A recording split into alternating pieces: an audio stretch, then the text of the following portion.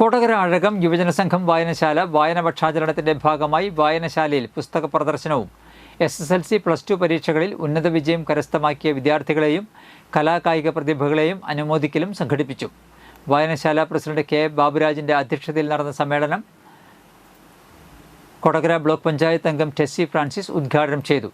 അനുമോദന സദസ്സിൽ പ്രശസ്ത എഴുത്തുകാരൻ AK ശിവദാസ് മുഖ്യാതിഥിയായി. Kodakara government higher secondary school retired principal TV Gopi, വനിതാ വേദി മുഖ്യ ഉപദേഷ്ടാവ് കുമാരി എന്നിവർ സംസാരിച്ചു. ചടങ്ങിൽ വായനശാല സെക്രട്ടറി സ്വാഗതവും വായനശാല കമ്മിറ്റി അംഗം AK ബാലൻ നന്ദിയും പറഞ്ഞു. ഞാനൊക്കെ പഞ്ചായത്തിലേക്ക് മത്സരിച്ച് പൊളിറ്റിക്സിലേക്ക് വന്ന് പഞ്ചായത്ത് ബ്ലോക്ക് അതിലേക്കായി മത്സരിച്ച് നടന്നപ്പോൾ അന്നൊക്കെ എന്നോട് എൻ്റെ ബന്ധുക്കളും അതല്ലെങ്കിൽ കുറച്ചറിയുന്ന ഫ്രണ്ട്സും ഒക്കെ പറഞ്ഞിട്ടുണ്ടായിരുന്നു പഠിച്ചിട്ട് ഈ പഞ്ചായത്തും അല്ലെങ്കിൽ പൊളിറ്റിക്സൊക്കെ ആയിട്ട് പഠനം പോയത്.